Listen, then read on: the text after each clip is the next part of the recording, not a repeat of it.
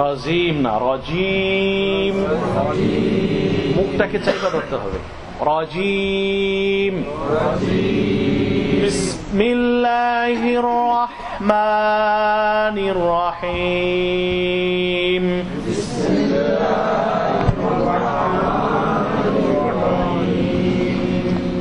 ইযা জাআ নাসরুল্লাহি ওয়াল ফাতহ।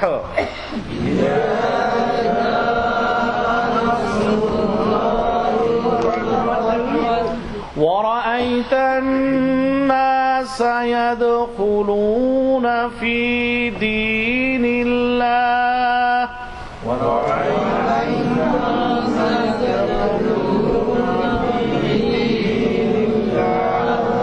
ورأيت الناس يدخلون في دين الله أفواجا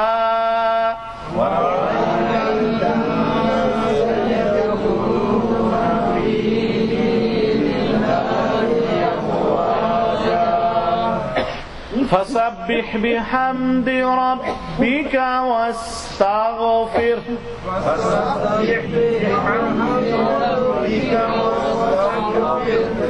ফাসাব্বিহ পড়ছি অনেক ভাই। আরবিতে বে ও এই জাতীয় উচ্চারণ নাই। কেমন আমাদের বাংলায় ওকার আছে আর একার আছে, এই একারও নাই ওকারও নাই। ফাসাব্বিহ যদি পড়ি তাহলে বয়ে আমি একার দিলাম, এটা নাই। ফাসাব্বিহ কি পড়তে হবে? ফাসাব্বিহ। অনেক ভাইরা পড়ছেন বা পড়ছেন, আগে পড়ছি আমরা আলিফ বে তে সে উর্দুর স্টাইলে, উর্দুর স্টাইলে, ফার্সির স্টাইলে। ফার্সিতে আলিফ বা তাসা পড়া হয় না, ফার্সিতে কি পড়া হয়?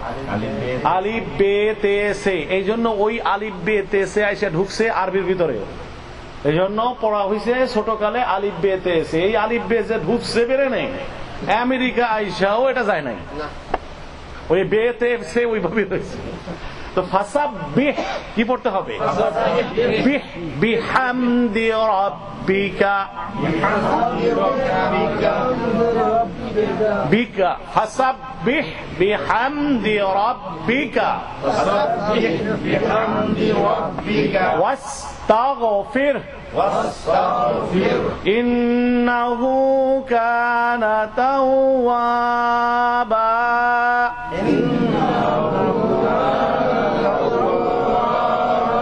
মাশাআল্লাহ, জাযাকাল্লাহু খাইর।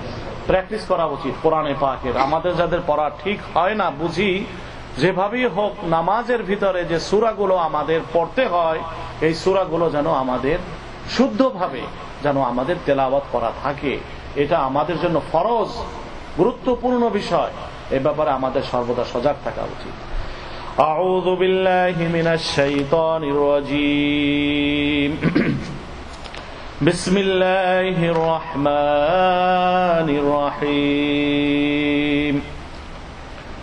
عما يتساءلون عن النبأ العظيم الذي هم فيه مختلفون كلا سيعلمون ثم كلا سيعلمون ألم نجعل الأرض مهادا والجبال أوتادا وخلقناكم أزواجا وجعلنا نومكم سباتا وجعلنا الليل لباسا وجعلنا النهار معاشا وبنينا فوقكم سبعا شدادا وجعلنا سراجا وخاجا وأنزلنا من المعصرات ماء ثجاجا لنخرج به حبا ونباتا وجنات ألفافا إن يوم الفصل كان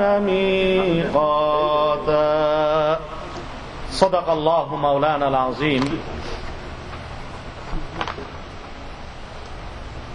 আজকে আপনাদের সামনে সূরায়ে নাবা মাক্কিয়া, মক্কায় অবতীর্ণ সূরার 17 খানি আয়াত তেলাওয়াত করেছি।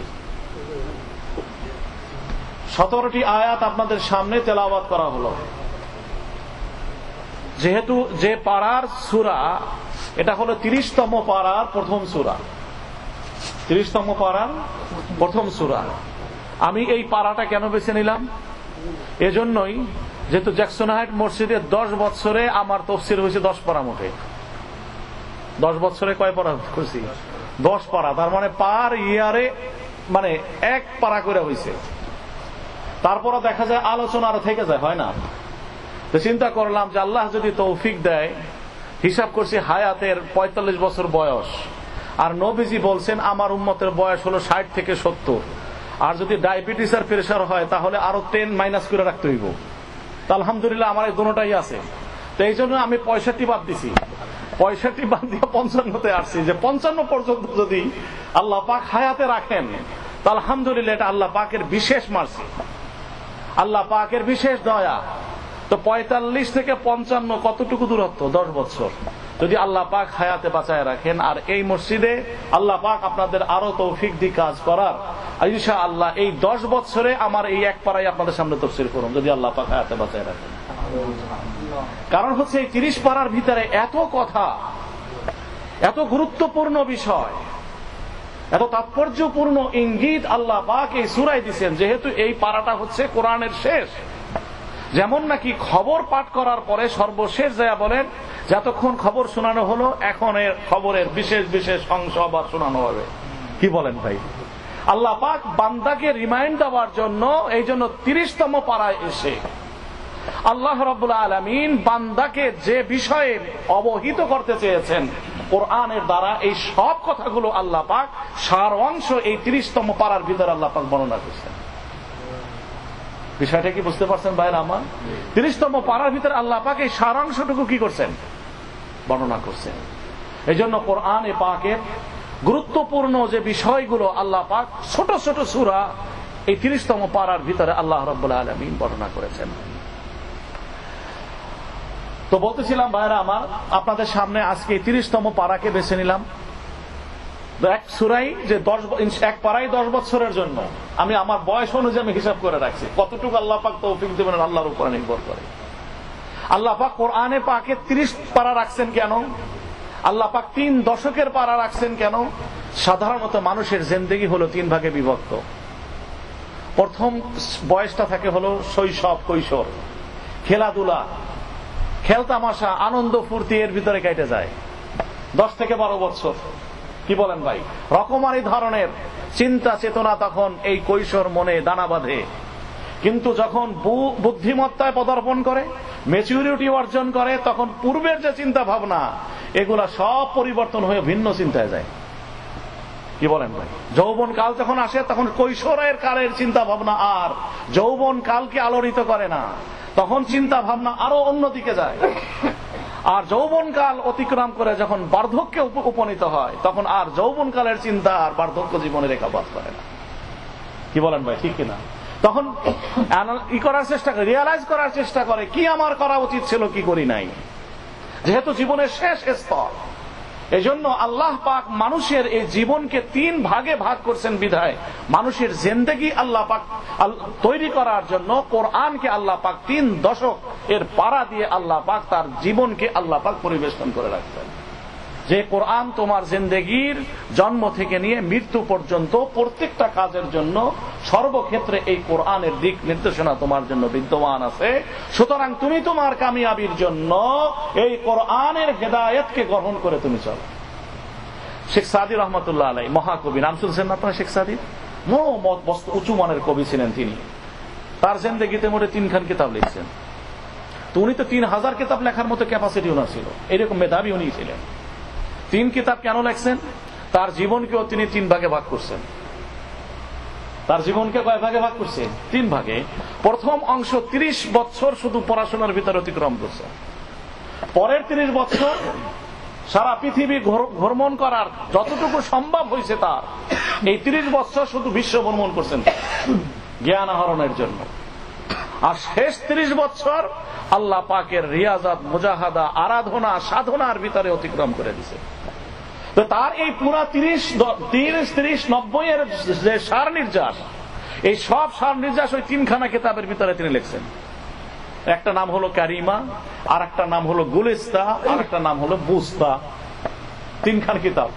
তো 3 খান কিতাব লেখছেন না কেন? যেহেতু তার জীবনেরকে তিনি ভাগ করছেন 3 ভাগে, আর মানুষের জিন্দেগিটা মৌলিক ভাবে 3 ভাগে বিভক্ত, এই জন্য তার কিতাবখানাও এভাবে লিখে গেছেন। 3 খানা কিতাবের মাঝে তার জীবনের অভিজ্ঞতা, শিক্ষার অভিজ্ঞতা সব কিছু তিনি বর্ণনা করে গেছেন এই 3 খানা কিতাবে।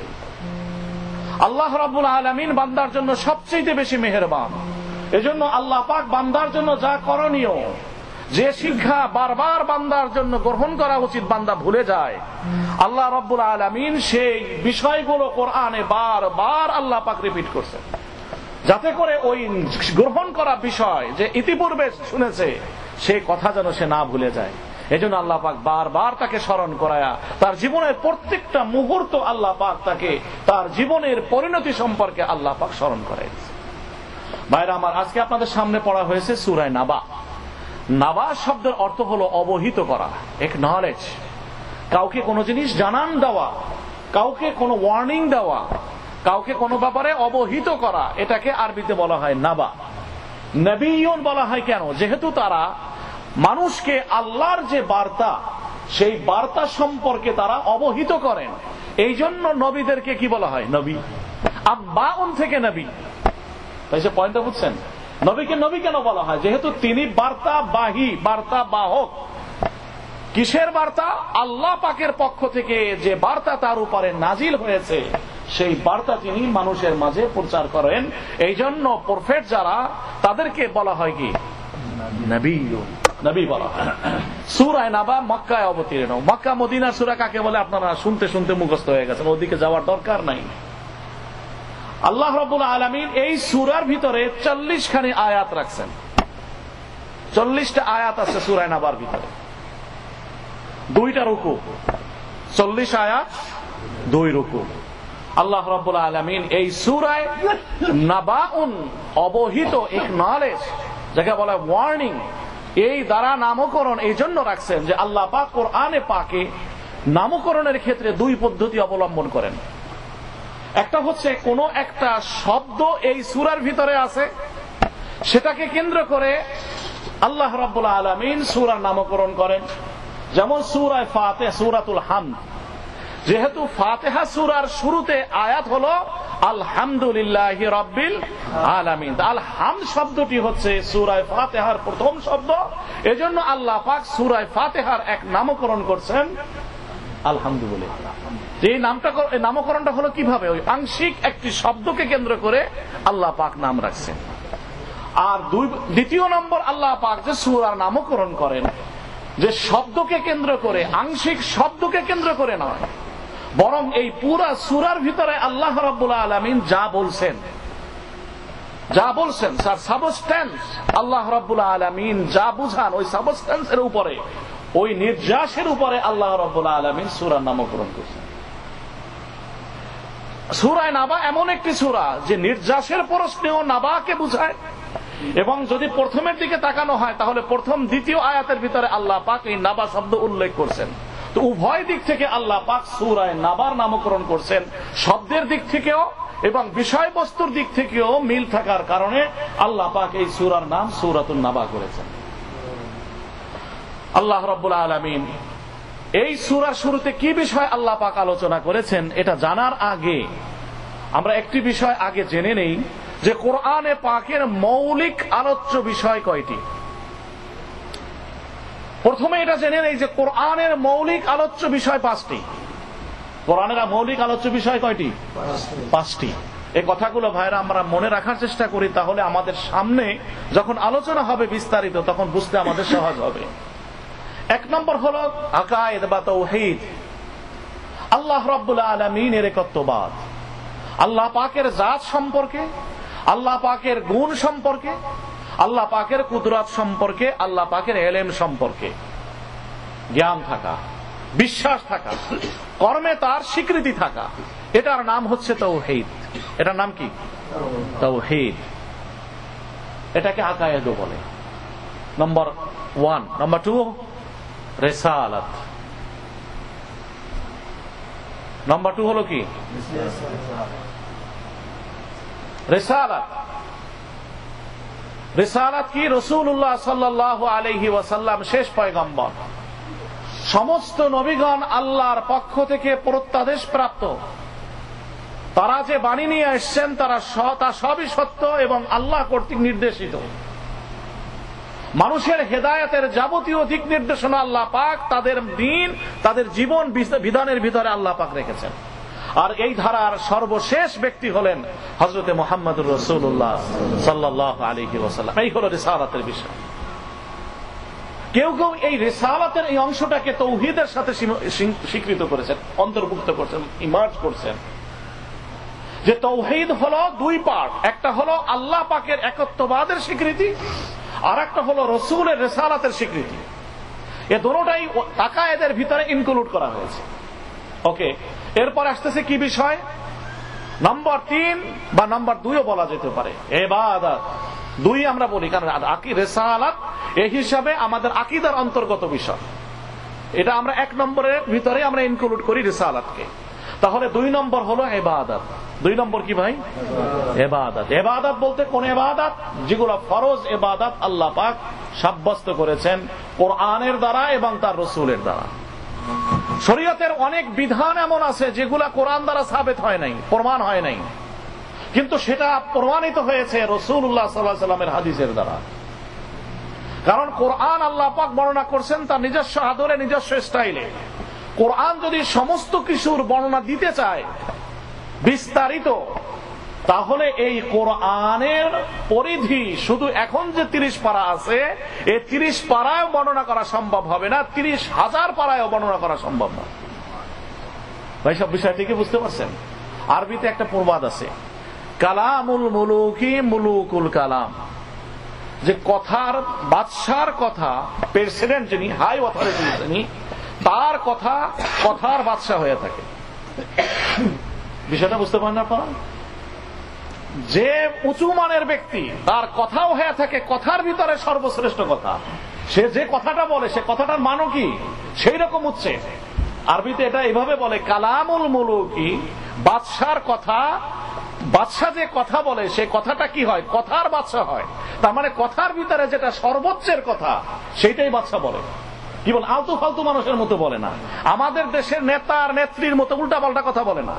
সে তার নিজস্ব পজিশন অনুযায়ী হাই উপর লেভেলের কথা, মর্যাদাপূর্ণ কথা, বাসা কথাবার্তা, অলঙ্কারিত্বপূর্ণ কথা, ফাঁকিঝুঁকি দেওয়ার কথা নয়, আইনে আটকায় যাওয়ার কথা নয়, অন্যের অধিকার খর্ব করার কথা নয়। অত্যন্ত সে যে পজিশনের, সেই পজিশনের পরিমাপক নির্দেশক যে শব্দগুলো, সেগুলো বেছে বেছে সে কি করে কথা বলে। একটু এই সঙ্গে একটু বলে রাখেন, হযরত আব্দুল্লাহ ইবনে মাসউদ রাদিয়াল্লাহু তাআলা আনহু, কোন কোন riwayat আছে হযরত আব্দুল্লাহ ইবনে ওমর রাদিয়াল্লাহু তাআলা আনহু, তিনি সূরা বাকারা, আরবি ভাষাভাষী হওয়া সত্ত্বেও সূরা বাকারার অর্থ বুঝে পড়তে শেষ করতে তার 8 বছরের সময় লাগছে। সহিহ হাদিস। কত বছর? 8 বছর। তো কোরআন যদি আপনি স্বাভাবিকভাবেই আপনি পড়েন, 8 বছর। সূরা বাকারা হলো যে কোরআনে পাকের 13 ভাগের 1 ভাগ মনে করেন, তো 8কে যদি আপনি 13-র সাথে পূরণ করেন কত হয়?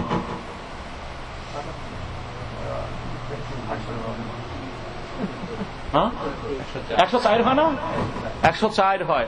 তা হযরতে আব্দুল্লাহ ইবনে ওমরের মতো সাহাবী, আব্দুল্লাহ ইবনে আব্বাসের মতো সাহাবী যদি হন, তাহলে কোরআনকে স্বাভাবিক পর্যায়ে বুঝতে গেল কত বছর হায়াত লাগবে? 104 বছর। কে আছেন এরকম আশা করেন যে 104 বছর বাঁচবেন? বলেন, কি বলেন? সম্ভব?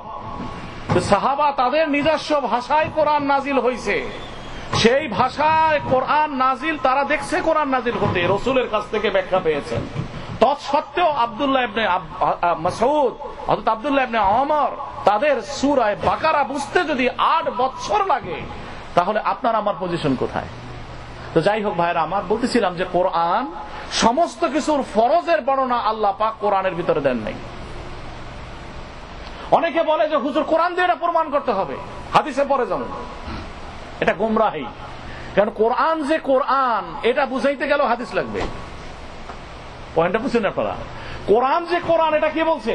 এটা যে কোরআন নবীজির উপরে নাজিল হয়েছে, নবীজি বলছেন এটা কোরআন, এই লাগে তো আমরা বুঝছি এটা কোরআন। তাহলে কোরআনও সাব্যস্ত হইতেছে কিসের দ্বারা? হাদিসের দ্বারা। আর আপনি যদি বলেন যে না আমি কোরআনে মানবো, কোরআনে দেখাইতে হবে, হাদিস মানি না, তাহলে আপনার প্রতি পাল্টা প্রশ্ন হবে, আপনি যে কোরআনকে কোরআন বলেন এটা আপনি কোন দলিল দ্বারা প্রমাণ করতে চান? কোরআনকে কোরআন প্রমাণ করার লাগে তারা কোরআন দরকার। তো কোরআনকে কোরআন প্রমাণ করতে হইলে কিসের দ্বারা প্রমাণ করতে হয়? হাদিসের দ্বারা প্রমাণ করতে হয়। তো হাদিসে যদি আপনি না মানেন তাহলে কোরআন মানার কোনো অর্থ থাকে না। তো আল্লাহ পাক সমস্ত বিধান কোরআনের, আল্লাহ রাব্বুল আলামিন ফরায়েজ হুকুমগুলো আল্লাহ পাক কোরআনের ভিতরে সব সন্নিবেশিত করেন নাই। নামাজের কথা আল্লাহ রাব্বুল আলামিন কোরআন একাধিক বার আলোচনা করেছেন, 82 বার আলোচনা করেছেন আল্লাহ পাক। কিন্তু আল্লাহ রাব্বুল আলামিন বিস্তারিতভাবে ফজর, যোহর, আসর, মাগরিব, ইশা, এভাবে আল্লাহ পাক সূরার ভিতরে, আয়াতের ভিতরে নামাজের 5 ওয়াক্তের বর্ণনা আল্লাহ পাক দেন নাই। আকিমিস সালাতা তারফাইন নাহারি ওয়া যুলাফাম মিনাল লাইল ইন্নাল হাসানাতি ইউযহিবনাস সাইয়্যাত যালিকা যিকরা লিয-যাকিরিন। আল্লাহ পাক এই আয়াতে বলছেন, হে নবী আপনি নামাজ পড়বেন তরফাইন নাহার, দিনের 2 ভাগে। দিনের 2 ভাগে, দিনের 2 ভাগ কোনটা? আসর আর ফজর। আসর আর কি? ওয়া যুলাফাম মিনাল লাইল, যুলফুন বলা হয় 2 পাশের চুলকে। ওয়া যুলাফাম মিনাল লাইল, আর রাতের 2 পাশের নামাজ, এটার দ্বারা মাগরিব আর ইশা। এটার দ্বারা কি? মাগরিব আর ইশা। আবার সূরা আল্লাহ রাব্বুল আলামিন নূরের ভিতরে নামাজের কথা বর্ণনা করছেন, সেখানে আল্লাহ পাক ওয়াহিনা তাযাউনা সিয়াবাকুম মিনাজ যাহিরা, সেখানে আল্লাহ পাক যোহরের নামাজের আলোচনা করছেন। তাহলে 5 ওয়াক্ত নামাজের কথা আল্লাহ পাক কোরআনের বিভিন্ন আয়াতে বর্ণনা করছেন। ডাইরেক্ট আল্লাহ পাক বর্ণনা করেন নাই, ইনডাইরেক্ট বর্ণনা করছেন। ভাইরা আমরা বিষয়টা বুঝছেন? তো যাই হোক, বলতেছিলাম যে ইবাদত হলো 2 নম্বরের বিষয়। কোরআনের আলোচ্য বিষয় 2 নম্বর বিষয় কি? ইবাদত। ইবাদতের ভিতরে ফরজ ইবাদত, আর যেগুলা নফল এগুলো তো অপশনাল বিষয়, এজন্য এগুলা বলার প্রয়োজন আসে না। কিন্তু কোরআনে ফজিলত হিসাবে আলোচনা করছেন, কিন্তু মৌলিক আলোচ্য বিষয় সেটা নয়। যেমন আল্লাহ পাক কোরআনে পাকে বলছেন, ইয়া আইয়ুহাল মুযাম্মিলু কুমিল লাইলা ইল্লা ক্বালিলান নিসফাহু আও ইনকুস মিনহু ক্বালিলা আও জিদ আলাইহি ওয়া রাত্তিলিল কুরআনা তারতিলা ইন্না সানুলকি আলাইকা কাওলান সাকিলা। হে নবী আপনি দাঁড়ান, কুমিল লাইলা ইল্লা ক্বালিলা, রাতের কিয়দাংশে আপনি দণ্ডায়মান হন আল্লাহর সামনে। নবীদের জন্য তাহাজ্জুদ ফরজ, কিন্তু উম্মতের জন্য তাহাজ্জুদ হলো নফল। উম্মতের জন্য তাহাজ্জুদ কি? নফল। আল্লাহ রাব্বুল আলামিন এখানে বান্দাকে তারগীব দেওয়ার জন্য, উৎসাহিত করার জন্য আল্লাহ পাক আলোচনা করছেন, কিন্তু মুখ্য বিষয় এটা নয়। যেমন আম্মান হুয়া কানিতুন আনা আল-লাইলি সাজিদান ওয়া কাইমা, আল্লাহ পাক সূরা জুমারে বলেন যে ব্যক্তি নাকি রাতের অংশে আমার সামনে দণ্ডায়মান হয়, আনা আল-লাইলি সাজিদান ওয়া কাইমা, রুকু করা অবস্থায়, সিজদা করা অবস্থায়, তারা কি কখনো ওই মানুষের সমান হতে পারে যারা নাকি এই আমালগুলা করে না? তাদের সাথে কি এই বান্দাদের তুলনা হতে পারে? আল্লাহ পাক রাত্রিতে যারা জাগরণ করে তাদের ফজিলত বর্ণনা করতে যে আল্লাহ পাক বলেন, আম্মান হুয়া কানিতুন আনা আল-লাইলি সাজিদান ওয়া কাইমান ইয়াহযারুল আখিরাহ ওয়া ইয়ারজু রাহমাত রাব্বি কুল হাল ইয়াস্তাবিল লাযীনা ইয়ালামুনা ওয়াল লাযীনা লা ইয়ালামুন ইন্নামা ইয়াতাযাক্কারু উলুল আলবাব। তো আল্লাহ পাক এই আলোচনা, নফলের যে আলোচনা করেছেন, এই আলোচনা হচ্ছে আল্লাহ পাক উৎসাহিত করার জন্য, কিন্তু এটা মৌলিক আলোচ্য বিষয় কোরআনের নয়। তাহলে 2 নম্বর আলোচ্য বিষয় হচ্ছে কোরআনের কি বলুন? আমি আপনাদেরকে জিজ্ঞাসা করি এই জন্য যাতে মনে থাকে, যাতে মনে থাকে। আপনারা যদি মনে না রাখেন আমার তো কিছু করার নিব নাই। কি বলেন ভাই? আরো বড় গণতান্ত্রিক দেশ, প্রত্যেকের রাইট আছে কথা বলার। কারণ আমার আপনি বলবেন যে হুজুর আপনার কাজ হলো বলে যাওয়া, আমাদের কাম হলো শুনে যাওয়া। কি হইলো না হইলো মাঝখানে don't ask me any question about this matter. মনে জিকির বারবার আলোচনা করলে এটা মনে থাকে, এই জন্য আপনাদের সামনে বারবার রিপিট করবে। 2 নম্বর বিষয় কি? ইবাদত। প্রথম নম্বর হচ্ছে তাওহীদ বা আকায়েদ, 2 নম্বর বিষয় হচ্ছে ইবাদত, 3 নম্বর বিষয় মুআমালাত বলুন 3 নম্বর বিষয় কি? মুআমালাত। মুআমালাত কি জিনিস? মুআমালাত হলো লেনদেন। মুআমালাত কি? লেনদেন, ব্যবসা বাণিজ্য ইত্যাদি, এগুলাকে নাম হচ্ছে লেনদেন। আমার উপরে আপনার হক আছে, আপনার উপরে আমার হক আছে, সেগুলা কি? মুআমালাত। আমি যদি কোথাও জব করি, সে জবের জন্য কন্ডিশন কি? শরীয়তে এই বিষয়ে স্পষ্ট বিধান রয়ে গেছে। এগুলাকে বলা হয়েছে মুআমালা, ডিলিংস। এক কথা এটাকে কি বলে? ডিলিংস, মুআমালাত। এটা হচ্ছে কোরআনের আলোচ্য বিষয়। তো 3 নম্বর বিষয় হলো কি কোরআনের? বলুন, মুআমালাত। এই 3 দেখুন ভাইরা আমার, ইসলাম হলো 5টা বিষয়ের নাম। 1 নম্বর হলো তাওহীদ, 2 নম্বর ইবাদত, 3 নম্বর হলো মুআমালাত, 4 নম্বর হলো মুআশারাত। মুআশারাত কি? সামাজিক রীতিনীতি। মুসলমানের বৈবাহিক জিন্দেগি রূপটা কি হবে? বিবাহ যদি কেউ করে তাহলে তার জন্য বিধান কি? একজন রাষ্ট্রনেতা তার রাষ্ট্র পরিচালনার জন্য তার কি কি কোয়ালিটি থাকতে হবে? তিনি কিভাবে তার প্রজাদেরকে পরিচালনা করবেন? তাদের অর্থনীতির রূপটা কি হবে? বুঝেন কথাটা? একজন মানুষ স্টুডেন্ট, তার টিচারের সামনে সে কিভাবে ব্যবহার করবে, কিভাবে কথা বলবে, তার সাথে তার ব্যবহারিক অবস্থাটা কেমন হবে, এগুলার নাম হলো মুআশারাত, রীতিনীতি। এগুলার নাম কি? রীতিনীতি। পীর মুরিদের সাথে কি বিহেভ করবে, মুরিদ পীরের সাথে কি বিহেভ করবে, স্ত্রী স্বামীর সাথে কি ধরনের আচরণ করবে, স্বামী স্ত্রীর সাথে কি ধরনের ব্যবহার করবে, এই যে তরিকাগুলো, এটার নাম হচ্ছে মুআশারাত বা রীতিনীতি। এটা হলো কোরআনের কয় নম্বর আলোচ্য বিষয়? 4 নম্বর আলোচ্য বিষয়। নম্বর 5 আখলাক, ক্যারেক্টার। নম্বর 5 কি? আখলাক। আখলাক মানে ক্যারেক্টার, চরিত্র, চারিত্রিকতা। একজন মানুষ মোরাল কোয়ালিটিটা কি হবে? প্রত্যেকটা মুসলমান সে যে বলবে লা ইলাহা ইল্লাল্লাহ মুহাম্মাদুর রাসূলুল্লাহ, তার কোয়ালিটি, তার আখলাক, তার চরিত্র, তার রীতিনীতি, তার সব কিছু হইতে হবে ওই লা ইলাহা ইল্লাল্লাহর মানদণ্ডে নির্ণীত। তাহলে তার আখলাকি মেজাজ, যেমন আখলাক হবে একজন মানুষের শৈশবকালে কি ধরনের, যৌবনকালে কেমন সে চলবে, বার্ধক্য জীবনে যখন সংসারের মুরব্বী হবে বা একেবারে সকলের কাছে গণ্যমান্য ব্যক্তি হবে, তখন তার আচার আচরণ, কথাবার্তা, সুন্দর ইত্যাদিগুলা কেমন ভাবে হবে, কি কি কোয়ালিটি তার মাঝে তৈরি করতে হবে, এগুলা হলো আখলাকের অন্তর্ভুক্ত বিষয়। তাহলে দেখুন, আমরা কোরআনের এই 5টি বিষয় আমরা জানলাম, মৌলিকভাবে আলোচ্য বিষয়। কয়টি বিষয়? 5টি। 1 নম্বর হলো তাওহীদ, 2 নম্বর হলো ইবাদত, 3 নম্বর হলো মুআমালাত, 4 নম্বর কি?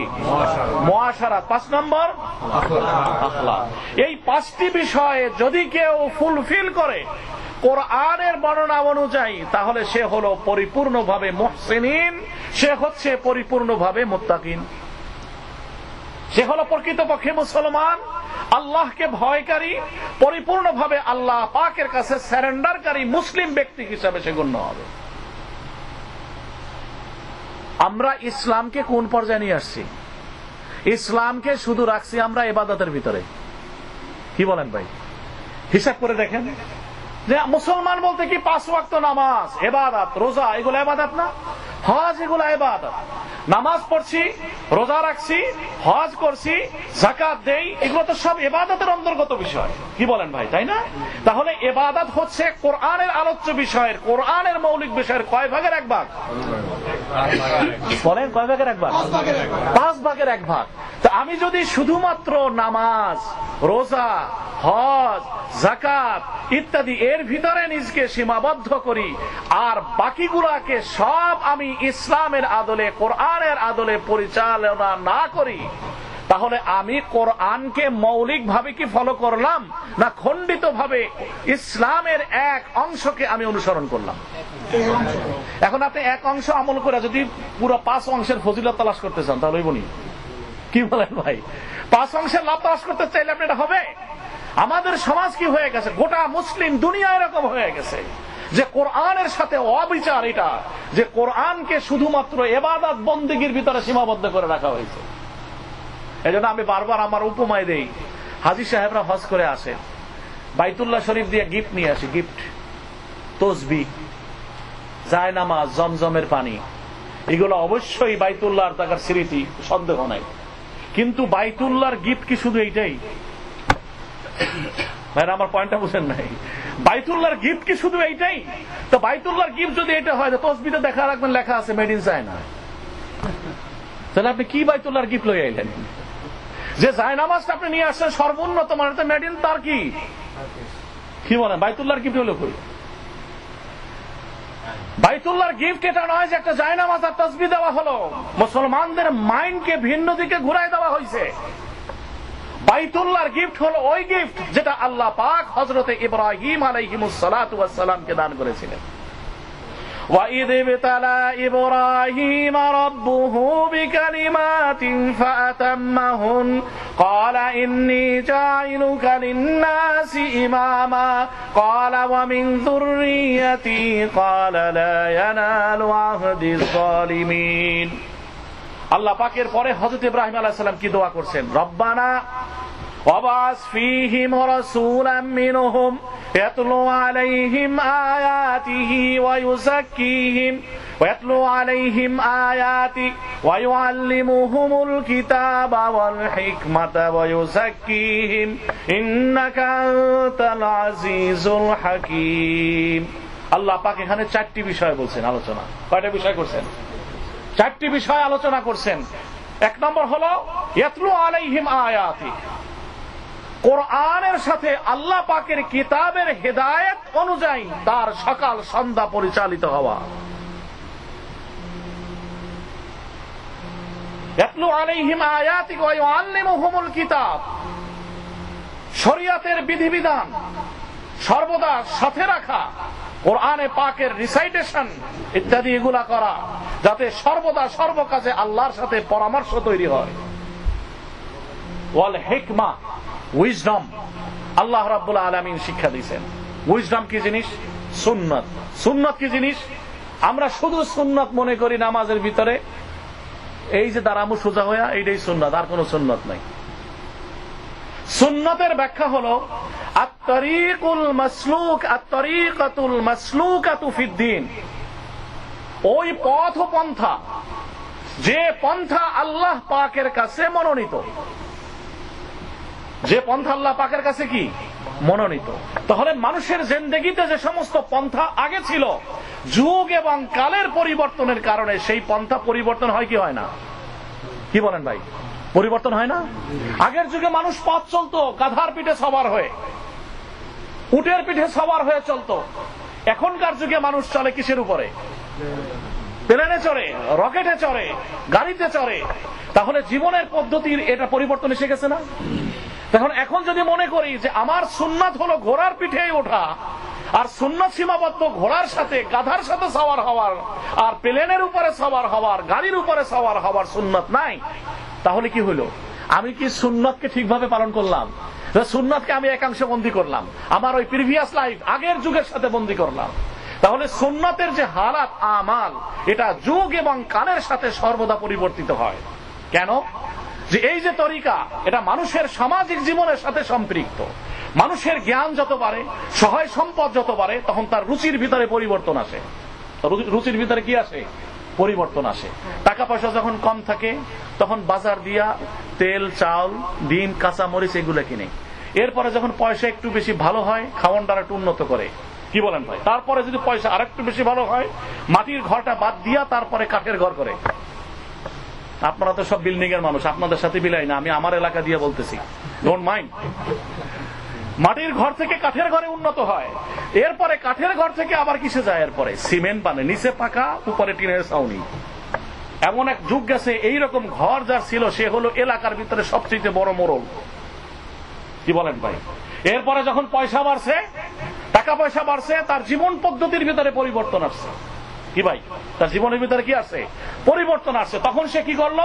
যে না, গ্রামের বাড়ি এটা হলো লাইক ফার্ম হাউস, এটারে পরিত্যক্ত অবস্থা অ্যাবান্ডন হাউস হিসাবে রেখে দিয়া শহরে নাগরিক জীবন এখন যাপন করে। কি বলেন ভাই, ঠিক কিনা?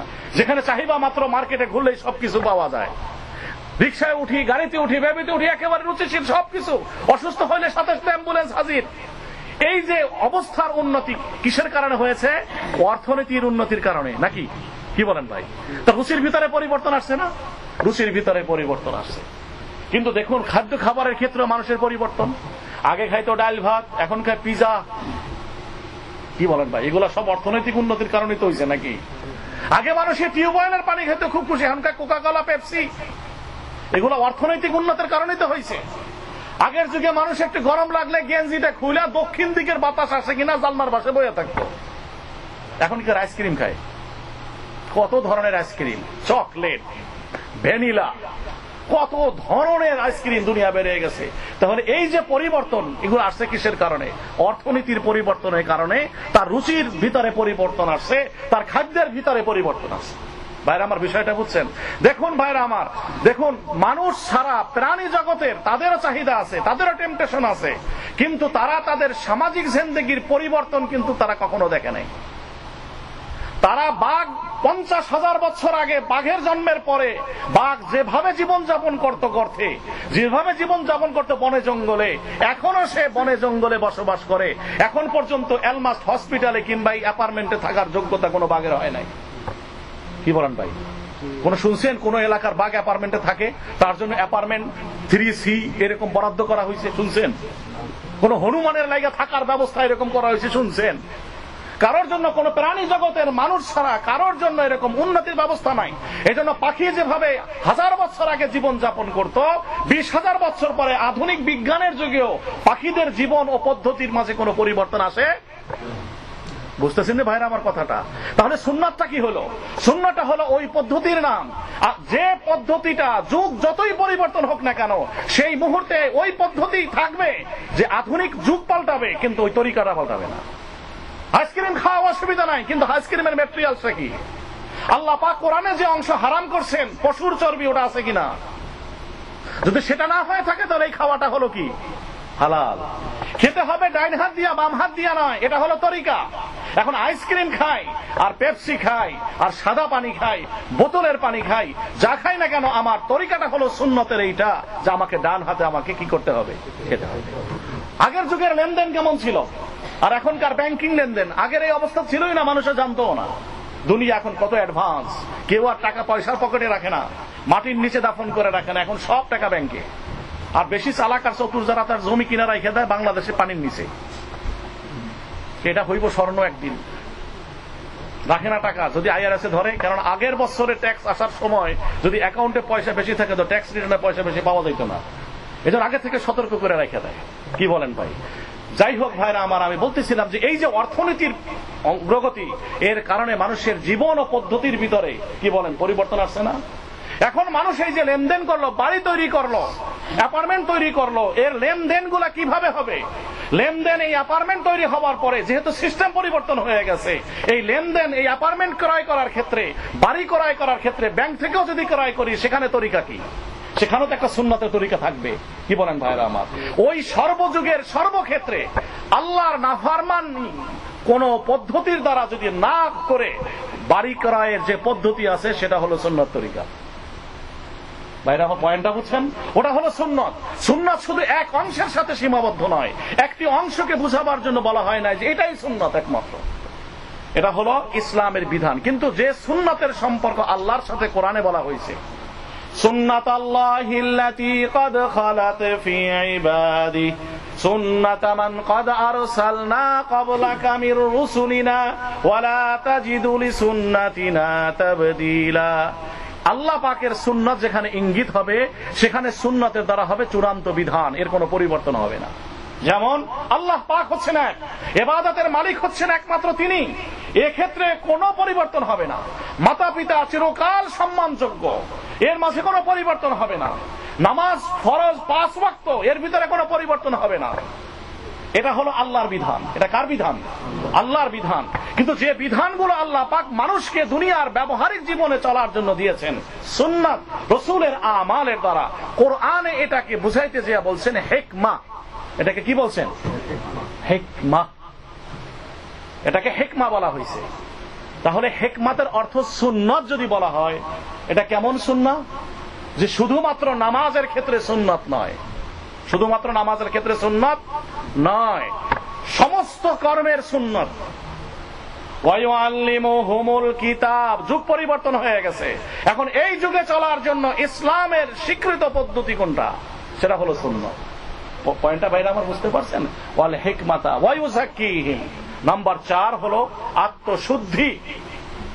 নিজের আত্মা, নিজের শরীরের ভিতরে কিছু টেম্পটেশন আছে, খারাপ অভিপ্সা আছে মানুষের, সেগুলাকে কিভাবে কন্ট্রোল করা যায়, মানুষের অন্তরকে কালিমা লিপ্ত করে কি কি কর্ম, সেই অবস্থা যদি কোনো মানুষের থাকে, তার ওই আত্মাকে পিউরিফাইড করার ব্যবস্থাপনা।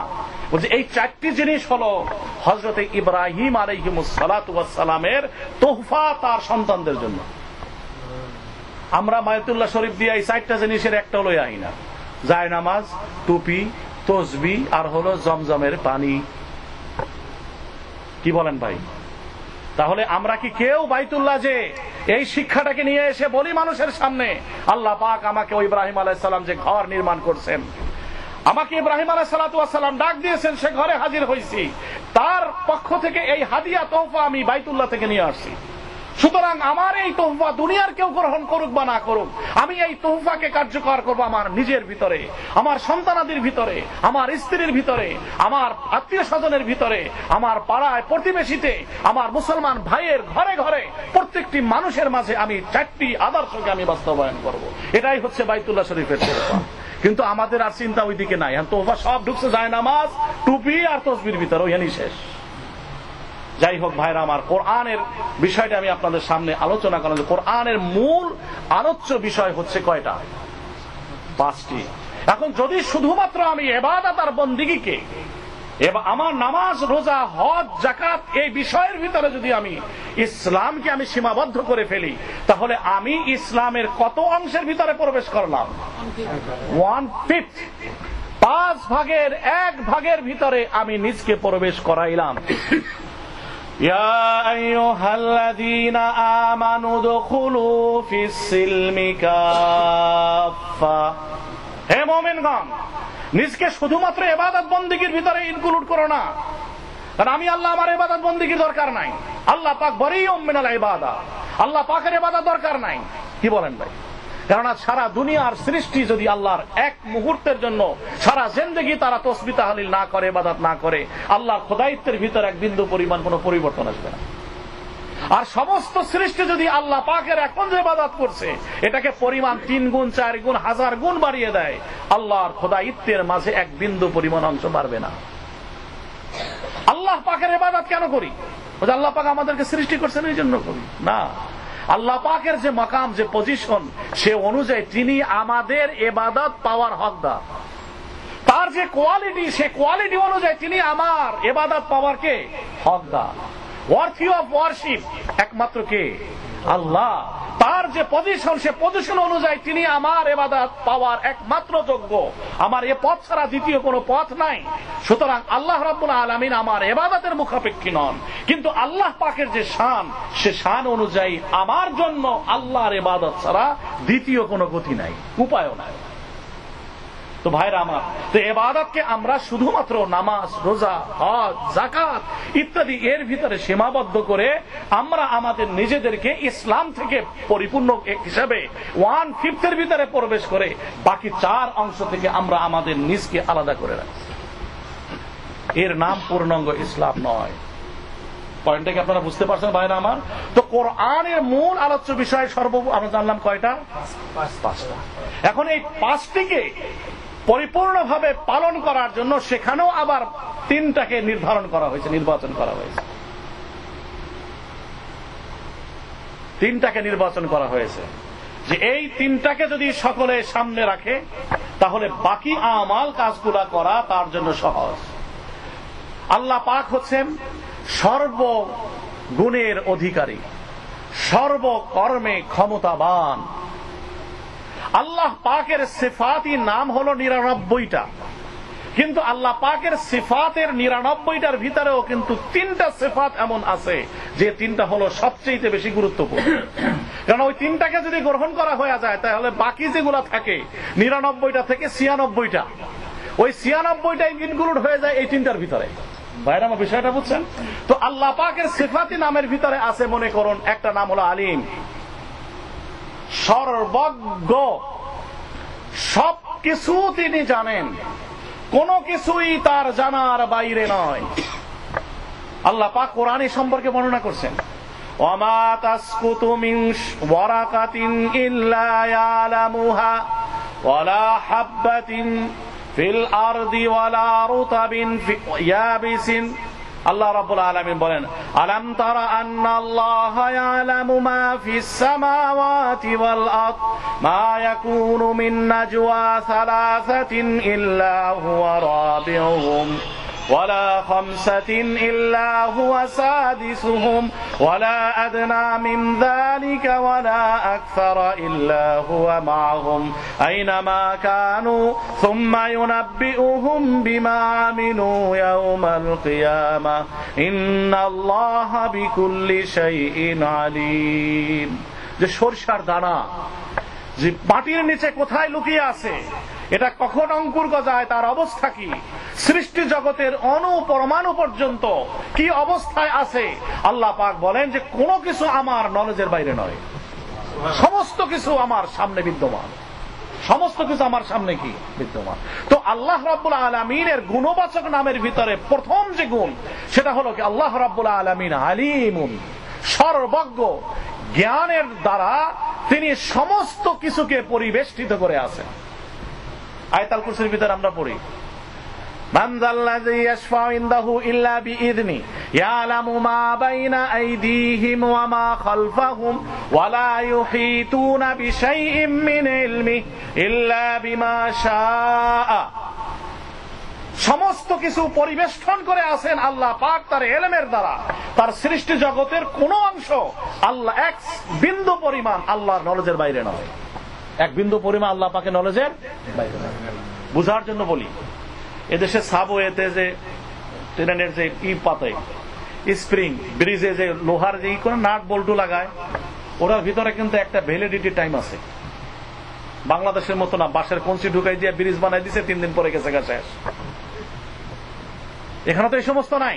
যে কোম্পানি বানাইছে তার একটা ওয়ারেন্টি আছে, কাগজে লেখা, এবং তার কাছে জানা আছে, এদের কাছে লেখা আছে যে এই যে বল্টুটা লাগানো হলো এটার ভ্যালিডিটি কতদিন, ওই টাইম শেষ হওয়ার আগে এরা আইসা ওইটা আবার পাল্টাই লাগার মতো রেখে যায়।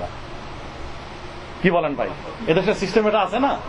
আল্লাহ রাব্বুল আলামিনের ঠিক ওই রকম ভাবে প্রত্যেকটা বিষয় সৃষ্টি করছেন আল্লাহ পাক, তার মেয়াদ কত দিনের, কতখানি তার কার্যকারিতা, কি অবস্থা তার এখন আছে, ভবিষ্যতের দ্বারা কি কাজ নেওয়া হবে, এগুলো সব আল্লাহ রাব্বুল আলামিনের সামনে, সব কিছু আল্লাহ। তাহলে আল্লাহ পাকের যত গুণ আছে তার ভিতরে মৌলিক গুণ হলো, মৌলিকের ভিতরে মৌলিক হলো যে 1 নম্বর হলো কি এলেম, 1 নম্বর কি এলেম, 2 নম্বর হচ্ছে কুদরত, ক্ষমতা, সামর্থ্য, শক্তিমত্তা, ক্যাপাসিটি। আল্লাহ পাকের শক্তিমত্তা, ক্ষমতা, ক্যাপাসিটি কি পরিমাণ! আল্লাহু আকবার। আল্লাহ পর্যন্ত যাওয়ার আগে আল্লাহর সৃষ্টি নিয়ে একটু চিন্তা ভাবনা করি না? আল্লাহ পর্যন্ত পরে হাত দেই। দুনিয়ার ভিতরে শুধুমাত্র একটা সূর্য, একটি সূর্য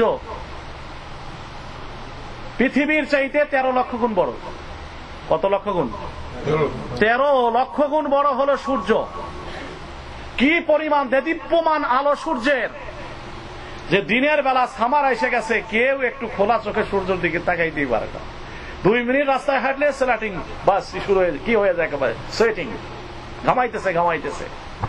বিজ্ঞানীরা বলে সূর্যের আলোর 200 কোটির 1 ভাগ আল্লাহ পাক এই পৃথিবীতে আল্লাহ পাক দিয়েছেন। সূর্যের আলো কত অংশ আমরা পাই?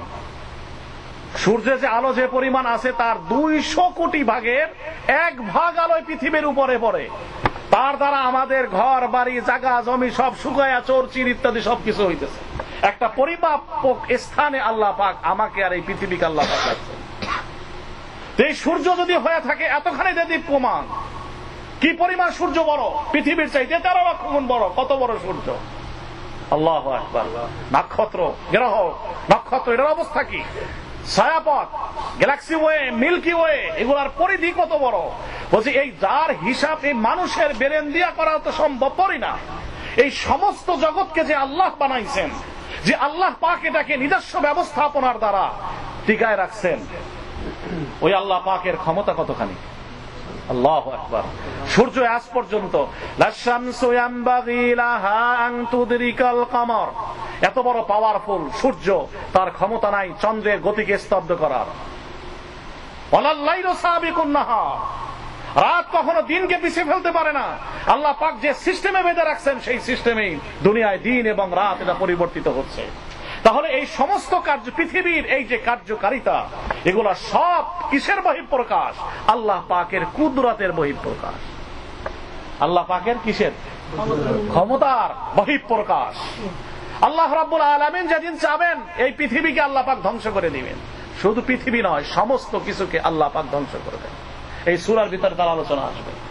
আল্লাহ পাকের কুদরত এত বেশি, আল্লাহ পাকের কুদরত যে দুনিয়ার যা কিছু আছে আল্লাহ রাব্বুল আলামিন বলেন ইল্লা ওয়া মা আমরুনা ইল্লা ওয়াহিদাতুন কালামহিম বিল বাসর।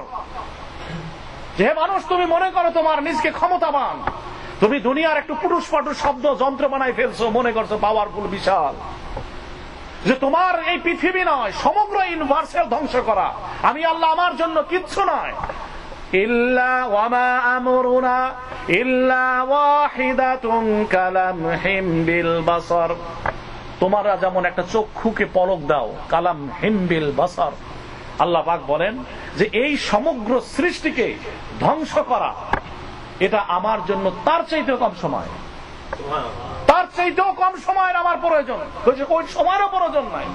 আমি আল্লাহ যখনই যাবে তখনই ধ্বংস হয়ে যাবে, এটা হলো অবস্থা।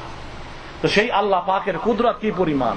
তো আল্লাহ রাব্বুল আলামিনের কুদরত বোঝার জন্য আল্লাহ পাক যা বানায় রাখছেন তারই কুদরত বুঝে শেষ করতে পারতেছেন। কি বলেন ভাই? মেডিকেল সায়েন্স আজকে কত উন্নত হয়েছে, মানুষের শরীরে কতগুলা মাসল আছে বের করে ফেলছে। কি বলেন ভাই? শরীরের কিভাবে এত কিছু করছে, ব্রেনের ভিতরে কতগুলা কোষ আছে বের করে ফেলছে, বের করে ফেলছে। একজন মানুষকে আল্লাহ রাব্বুল আলামিন কি কোয়ালিটি দিয়ে বানাইছে বের করে ফেলছে। বিস্ময় হতাবাক, বিস্ময় হতাবাক মানুষ হয়ে যায় যারা এই লাইনে পড়াশোনা করে। আল্লাহ পাক কিভাবে মানুষকে জীবিত রাখছেন। আল্লাহু আকবার। কি কুদরত। ঘুমায় থাকি, চোখ দুইটা বন্ধ হয়ে গেছে, আর কাজ করে না। কানের শ্রবণ শক্তি স্টপ হয়ে গেছে, আর কাজ করে না। কিন্তু কিডনি আর হার্ট দুই অর্গান একেবারে অ্যাক্টিভ। কি বলেন ভাই? তো চোখ যেরকম ঘুমায় গেছে, কিডনি যদি ঘুমায় যেত, কি বলেন? কিডনি তারও তো একটা ডিমান্ড থাকতে পারে। চোখের যেমন ডিমান্ড আছে, কিডনির একটা ডিমান্ড থাকতে পারে না? সেও তো চুপ হয়ে যেতে পারতো, সেও তো 2 ঘন্টার লাগে অফ হয়ে যেতে পারতো। তো 2 ঘন্টার জন্য যদি এই কিডনির কার্যকারিতা ফাংশন যদি স্টপ হয়ে যেত, তাহলে এই দুনিয়ার মানুষের কি অবস্থা হইতো? কি বলেন ভাই? ডায়ালিসিস করতে করতে ডাক্তাররা পলাইতো, বলতেছে আর দরকার নাই, সব তো ডায়ালিসিসের রোগী, যে আর পারাই যাবো না। পলানো ছাড়া তার কোনো ডাক্তারের গতি ছিল না। এত মানুষকে কিভাবে স্থান দিবে? সব মানুষ যদি রোগী হয়ে যায়, কি বলেন ভাই? সব মানুষ তো রোগী হয় না। সবাই যদি রোগী হইতো তাহলে কি বলেন? তাহলে তার মানুষ দুনিয়া বাঁচতো না। কিছু মানুষ সুস্থ থাকে, কিছু মানুষ কি থাকে? রোগী থাকে। আর রোগী যদি সবাই হইতো তাহলে ডাক্তারি বিদ্যা কোনদিন সামনে বাড়তো না, মানুষ এখানেই শেষ। যাই হোক ভাইরা আমার, আমি বলতেছিলাম এইটা যে মানুষের কুদরত আল্লাহ পাক কি পরিমাণ মানুষকে দিছে, ব্রেনের ক্ষমতা আল্লাহ পাক মানুষকে কি পরিমাণ দিছে, এই সমস্ত মানুষের স্রষ্টা যে আল্লাহ, ওই আল্লাহ রাব্বুল আলামিনের কুদরত কি পরিমাণ। তাহলে আল্লাহ পাকের 2 নম্বর মৌলিক গুণ হলো যে আপনার কি? কুদরত, ক্ষমতা। তাহলে 1 নম্বর হলো কিসের কুদরত? এলেম। 1 নম্বর হলো কি? এলেম। 2 নম্বর হচ্ছে কুদরত। 2 নম্বর হলো কি? কুদরত। 3 নম্বর হচ্ছে আল্লাহ রাব্বুল আলামিনের দয়া। 3 নম্বর হচ্ছে আল্লাহ পাকের কি? দয়া। কি পরিমাণ দয়া। বলে যে আল্লাহ রাব্বুল আলামিন যে সমগ্র সৃষ্টি মাঝে আল্লাহ পাক তার 100 ভাগের 1 ভাগ আল্লাহ রাব্বুল আলামিন তার সৃষ্টির মাঝে দান করছেন, আর 99 ভাগ রহমত ও ভালোবাসা আল্লাহ পাক তার নিজের জন্য আলাদা করে রাখছেন। আল্লাহ রাব্বুল আলামিন কোরআনে পাকে বলেন, হে মানুষ, আমি তোমাকে সৃষ্টি করছি, আর তোমার জন্য আমি কি ব্যবস্থা করছি, এই কোরআনে আল্লাহ পাক সামনে বলবেন এই আই সূরার ভিতরে। আমি তোমার জন্য কি দেই নাই? তুমি মাতৃগর্ভে যখন ছিলে তোমার খাদ্যের ব্যবস্থা দুনিয়ার কোন সম্রাট করে নাই, দুনিয়ার কোন রেশনিং সিস্টেম তোমাকে খাদ্যের আয়োজন করেনি। মাতৃগর্ভে তোমার প্রাণ আসার পরে পরিপুষ্ট হয়ে সেখান থেকে মাতৃগর্ভ থেকে বেরিয়ে পৃথিবীর আলো এবং বাতাস দেখার জন্য দুনিয়ার কোন রাষ্ট্রনেতা ব্যবস্থা করে নাই। এগুলা সব আমি আল্লাহ নিজে ব্যবস্থা করছি। তোমার খাদ্যের ব্যবস্থা আমি মাতৃগর্ভে করছি। দুনিয়ায় আসছো, তোমাকে আমি চক্ষু দান করছি, যে চক্ষু দিয়ে তুমি দেখো। আজকে ডাক্তারই বলছে যে একটি শিশু ভূমিষ্ঠ হওয়ার পরে কতটুকু দেখে? ছোট বাচ্চা দেখবে চোখ তুলে তাকে আবার মুখ বন্ধ করে, চোখ বন্ধ করে। কি বলেন, দেখছেন না? ছোট বাচ্চা যখন প্রথম ভূমিষ্ঠ হয় তখন দেখবে একবার এখন আবার চোখ বন্ধ করে ফেলে। বুঝলি এই বাচ্চা কতটুকু দেখে? বলে যে মাতৃ কোলে শোয়াবার পরে মাতৃ স্থান যতটুকু দূরে শিশু ভূমিষ্ঠ হওয়ার পরে শুধু এতটুকু দূরত্বে দেখতে পারে। কেননা আল্লাহ পাক তার খাদ্য মাতৃ দুধের স্থানের মাঝে রেখে দিছে। এই জন্য আল্লাহ পাক তার ভীষণ পাওয়ারটা কোথায় রাখছে? শুধু স্থান পর্যন্ত, মাতৃস্থান পর্যন্ত, যাতে করে তার খাবারের ব্যবস্থা যেখানে আল্লাহ পাক রাখছেন ওই অংশটুকু সে যেন সহজে চিনে নিতে পারে। আল্লাহু আকবার। এই ব্যবস্থা কে করছেন? আল্লাহ। মাতৃগর্ভে দুধ কখন, মাতৃস্থানে দুধ কখন আসে? সন্তান ভূমিষ্ঠ হয়েছে, কুদরতি ভাবে আল্লাহ পাক দুধের ব্যবস্থা করে দিচ্ছেন। এই রেশনিং সিস্টেমের ব্যবস্থা কোন বাদশা করছে? ডেমোক্রেটিক পার্টি করছে না রিপাবলিকানরা করছে? কারা করছে এটা? আল্লাহ রাব্বুল আলামিন। আল্লাহ বলেন ওয়া ইন তাউদ্দু নি'মাতাল্লাহি লা তুহসুহা। তুমি এখান থেকে শুরু করে সব তোমার চোখের সামনে যা আছে তুমি দেখবে হে আমার বান্দা, আমি এগুলা সব তোমার উপকারের জন্য আমি বানায় রাখছি। এগুলা এই জন্য করছে যে আমি তোমাকে ভালোবাসি, আমার ভালোবাসা তোমার জন্য। এই জন্য আমি আল্লাহ এই সমস্ত নেয়ামতের ব্যবস্থাপনা আমি তোমার জন্য করে রাখছি। তাহলে এই তিনটি গুণ হচ্ছে আল্লাহ রাব্বুল আলামিনের কি? মৌলিক। তো আমি তিনটে কথা বললাম এই কারণে যে কোরআনের ভিতরেও আলোচ্য বিষয়ের মৌলিক আবার তিনটি আলোচ্য বিষয় আছে। তো এক নম্বর হলো তাওহীদ, দুই নম্বর হলো রিসালাত, তিন নম্বর হলো মাআদ। মাআদ মানে আখিরাত, প্রতিশ্রুত দিবস। যে দিবস আসবে মানুষের কর্মের বিধান আল্লাহ পাক, মানুষের কর্মের পুরস্কার আল্লাহ পাক দিবেন, সেই দিনকে বলা হয়েছে মালিক ইয়াউমিদ্দিন। ওই দিনের প্রতি বিশ্বাস, ওই দিনের প্রতি বিশ্বাস। আল্লাহ পাক এই তিনটি বিষয়কে মৌলিকভাবে আবার কেন আনছেন? এই জন্য আনছেন যে তাওহীদ যদি কোনো মানুষের ভিতরে না থাকে, সে মানুষ দুনিয়ার জিন্দেগিতে নিজের জীবনকে সঠিকভাবে পরিচালনা সে করতে পারে না। সে তার আত্মমর্যাদাকে নষ্ট করে ঘাটে পথে যেখানে সেখানে।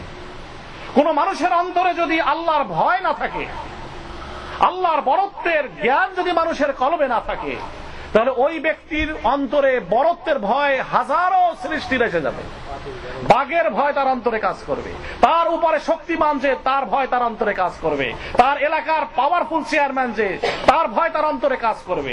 আর বাংলাদেশের বর্তমান নাগরিক যদি হয়ে থাকে তো সে পুলিশের ডান্ডার ভয় তার অন্তরে কাজ করবে। কি বলেন, করবে না?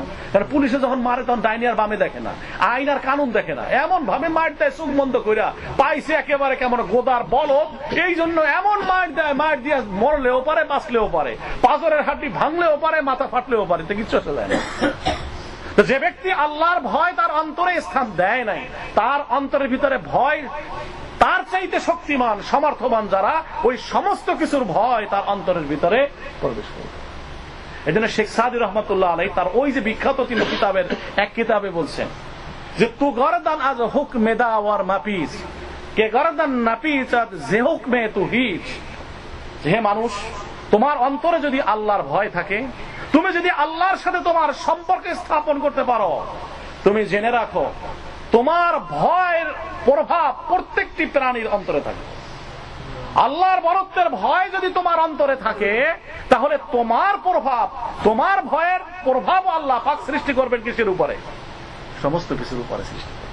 আর আল্লাহর বরত্ব যদি তোমার অন্তরে না থাকে, তাহলে আদনা থেকে আদনা ভূতের ভয়, ওই সামনে একজন দেখা যায় কি ওইটা দেখি কাইতুয়ে পড়ে গেছে, এরকম আছে না, অনেকে ভয় পায়, কাইতুয়ে পড়ে গেছে। কি লাগে? আল্লাহর বরত্ব যদি তার সামনে থাকে, ওগুলা দেখে সে কোনদিন ভয় পাবে? কেন পাবে না? যেহেতু আল্লাহ হচ্ছেন সর্বশক্তিমান, আমাকে আল্লাহ পাক আশরাফুল মখলুকাত বানাইছেন, আমার ক্ষতি করার ক্ষমতা কোন সৃষ্টিকে আল্লাহ পাক দেন নাই, সে আমার কি ক্ষতি করবে? তো আল্লাহর প্রতি যদি কারো ইয়াকিন থাকে, কোন সৃষ্টির ভয় তার অন্তরে স্থান পায় না। অনুরূপ ভাবে যে আল্লাহর ইবাদত বন্দেগী করে, সে আর কোন সৃষ্টির ইবাদত বন্দেগী করে না। সমগ্র সৃষ্টি তার মুখাপেক্ষী হয়ে থাকে, সে কারো মুখাপেক্ষী হয় না। এই জন্য কোরআনের ভিতরে তাওহীদের আলোচনা এখানে মুখ্য করা হয়েছে। ভাইরা আমার পয়েন্টটা বুঝছেন? রিসালাত, 2 নম্বর। রিসালাত কি? যেহেতু দুনিয়ার জিন্দেগিতে মানুষ তার নিজকে সে মনে করে স্বাধীন, আসলে তো সে স্বাধীন না। মানুষ যে নিজেকে মনে করে স্বাধীন, মানুষ তো আসলে স্বাধীন না, খালি দাবি করে স্বাধীন। রুশো বলছে man born free, man is born free. মানুষ জন্মগ্রহণ করে ফ্রি, স্বাধীন হয়ে। Everywhere he see the chain, chain, chain in chain. সে সর্বদা দেখে তার জীবনটা শৃঙ্খলাবদ্ধ, সব জায়গার বাধা বিন্ধ্যাচল এইখানে সব জায়গা বাজে আছে। মানুষ স্বাধীন বটে কিন্তু পরিপূর্ণ স্বাধীন নয়। কি বলেন ভাই? আপনারা কি মনে করেন মানুষ কি পরিপূর্ণ স্বাধীন? না। বলবে আমি কি বলছি এই জন্য বলতেছেন না বুঝে শুনে বলতেছেন? মানুষ অন্যান্য প্রাণীর তুলনায় স্বাধীন, বিবেকের প্রশ্নে স্বাধীন মানুষ, কিন্তু পরিণতির প্রশ্নে মানুষ স্বাধীন নয়। যদি মানুষ তার নিজের ইচ্ছায় সবকিছু করতে পারত, তাহলে যৌবনকাল বাদ দিয়া কেউ বার্ধক্য জীবনে উপনীত হইত না। কি বলেন ভাই? সাদা চুলরে কোনো মকে কলপ লাগায় কালো বানায় রাখা যায়, কিন্তু বয়সটাকে কি এই কালো বানায় আটকায় রাখা যায়? যায় নাকি? যায় না। আপনি চুল যতই কালো করেন না কেন, যতই কালো করেন না কেন, যতই নকল পরচুলা লাগান না কেন, কি বলেন ভাই? ইযা জা আজালুহুম লা ইস্তাখিরুনা সাআতাও ওয়া লা ইস্তাকদিমুন। মৃত্যু যখন এসে যাবে, আজরাইল এসে দেখবে না চুলটা এখনো পাকে নাই। আবার যদি কলপ লাগানো থাকে, কইদার একটা ধোঁকাবাজ। আল্লাহ পাক বলছে আর বয়স হবে এত, এই বয়সে তো চুল পাকার কথা, এইরকম ঢেকে রাখছে কি লাগে? আমারে ফাঁকি দেওয়ার লাগে না? দর্শি ভালো করে ফাজলামি কেন করলি? তো চটকানা একটার জায়গায় দিব 2টা, যেটা করলে কি লেগা? আমারে ফাঁকি দেওয়ার লাগে, আমার থেকে বাঁচতে পারতি না, আমি তোরে ভালো করে চিনি। তো মানুষ এই যে বার্ধক্যে উপনীত হচ্ছে, এখানে তার কোনো স্বাধীনতা কাজ করে? কি বলেন ভাই? কোনো কাজ করে? কোনো কাজ করে না। জন্মগ্রহণ মানুষ করছে, সেখানে তার নিজের কোনো স্বাধীনতা কাজ করে নাই। মাতা পিতার কাছে দরখাস্ত করে নাই যে হে মাতা পিতা তুমি আমাদেরকে জন্ম দাও, আমরা দুনিয়া আসি। তাহলে আশাটা মানুষের স্বাধীনতায় হয়েছে? আবার কোন মানুষ পৃথিবীতে মরতে চায়? কি বলেন ভাই? তো যদি স্বাধীনতাই মানুষের থাকতো, এই 2 জায়গায় মানুষের স্বাধীনতা থাকতো। আসার সময় স্বাধীনতা থাকতো, আর বিদায় হওয়ার সময় কি থাকতো? স্বাধীনতা থাকতো। মানুষের জীবনের এই পরিবর্তনের উপরে তার স্বাধীনতা থাকতো। কোন প্রশ্নে মানুষের কি নাই? স্বাধীনতা নাই। এক্ষেত্রে স্বাধীনতা নাই, তাহলে কি পরিপূর্ণ পরাধীন? না, পরিপূর্ণ পরাধীন না। কিছুটা স্বাধীনতা, কিছুটা পরাধীনতা, কিছুটা স্বাধীনতা, কিছুটা পরাধীনতা। হুজুর এটা তো কেমন কথা হইলো? তো বুঝলামই না। হযরত আলী রাদিয়াল্লাহু তাআলা আনহুকে এরকম একজন কোশ্চেন করছে। হযরত আলী রাদিয়াল্লাহু তাআলা আনহুকে বলেন, হুজুর মানুষকে পরিপূর্ণ স্বাধীন? তিনি বলেন যে না, মানুষ পরিপূর্ণ স্বাধীন নয়। তাহলে আবার সে প্রশ্ন করলো, মানুষ কি তাহলে পরাধীন? বলেন যে না, মানুষ পরিপূর্ণ পরাধীন নয়। বলেন হুজুর কি মসলা দিলেন বুঝলামই না। হযরত আলী বলেন তোমাকে আমি প্র্যাকটিক্যাল দেখাই দিই, তুমি দাঁড়াও। দাঁড়াইছে, কিন্তু তোমার এক পা মাটির উপরে রাইখা আর এক পা তুমি শূন্যের উপরে তোলো। বেচারা ঠিক তাই করছে, এক পা মাটির উপরে রেখে আর এক পা উঠে দাঁড়ানো সম্ভব না, দাঁড়াইছে। হযরত আলী বলেন যে তোমার যে পা মাটির উপরে উঠাইছে, ওই পা শূন্যে রাখা অবস্থায় মাটির উপরে যে পা আছে এই পা উপরে তোলো। হুজুর এইটা পারতাম না। কয়ে যে তোমার স্বাধীনতার অবস্থাও ঠিক এরকম। তোমার স্বাধীনতার অবস্থা হলো এরকম যে তুমি এক পা উঠাইতে পারবা মাটির উপর দিয়া, এক পা উঠাইয়া তুমি দাঁড়াইতে পারবা, 2 পা উঠাইয়া তুমি দাঁড়াইতে পারবা না। অনুরূপ ভাবে তোমার জীবনের পরিপূর্ণভাবে স্বাধীনতা দেওয়া হয় নাই। কেন? এরও আর একটা ফিলোসফির থিওরি আছে। এটা এজন্যই যে মানুষের শুরু ছিল নাস্তিক, সে শুরুতে ছিল না, জন্মের আগে সে তো অস্তিত্বহীন ছিল। কি বলেন? আবার যখন মৃত্যুবরণ করবে আবার অস্তিত্বহীন হয়ে যাবে। তাহলে যার বিগিনিং হলো নাথিং আর যার শেষ হলো নাথিং, মাঝখানে সামথিং। বুঝেন না কথাটা? আগেও নাথিং, পরেও নাথিং, মাঝখানে কি সামথিং। সামথিং কি লেগে বললাম যে যা চাই একটা হয় না। কি বলেন ভাই? তারপরে বলে হ্যাঁ সবকিছু পারি। কি পারি? কিছুই পারি না। তো আগেও নাথিং, পরেও নাথিং, মাঝখানে সামথিং। এই সামথিং হওয়ার পরে বলে এভরিথিং। এইটা হয় নাকি? তো আগেও নাথিং, পরেও নাথিং, মাঝখানে সামথিং, বলে এভরিথিং। কতখানি বোকামি কথা। বলে যে ঠিক বিষয়টা এরকম যে আল্লাহ পাক পরিপূর্ণ স্বাধীনতা তাকে দেয় না এজন্য যে তার আগেও কিছু ছিল না, শেষ পরিণতির পরে তার কিছু থাকবে না। এই হলো তার অস্তিত্বের অবস্থা। তো সেই ব্যক্তি নিজকে কিভাবে পরিপূর্ণ স্বাধীনতা দাবি করতে পারে? ওই যে আপনাদেরকে গত 20 তারিখে মদিনা মাদানী মসজিদে বলছিলাম, আমাদের প্রেসিডেন্ট বলছি কি বলছে, মাইটেস্ট nation on earth, মাইটেস্ট nation on earth, নির্বাচিত মানে সবচেয়ে শ্রেষ্ঠ টপ লেভেলের জাতি হচ্ছে আমেরিকাটা। তো গিয়ে বিয়াটাকে জায়েজ করে দিছে, এত মাইটাস এই অবস্থা জায়েজ করছে। আল্লাহ নাউযুবিল্লাহি মিন যালিক। একজনে বলছে যে আমি এমন বাপের পোলা যার সামনে বাদশা পর্যন্ত মাথা নত করে। মানুষে বলে সাংঘাতিক ব্যাপার, বাদশার সামনে সবাই মাথা নত করে, আর হে এমন ব্যক্তির পোলা যার সামনে বাদশা মাথা নত করে, তুই তো জেনতেন মানুষের পোলা না। পরে খোঁজ নিয়ে দেখা গেল সে হলো নাপিতের পোলা। সে কিসের পোলা? নাপিতের পোলা। কারণ নাপিত যখন চুল কাটে তখন বাদশার মাথাটা নত করে দেওয়া লাগে এরকম ভাবে, আর চুল কাটবো কি করে?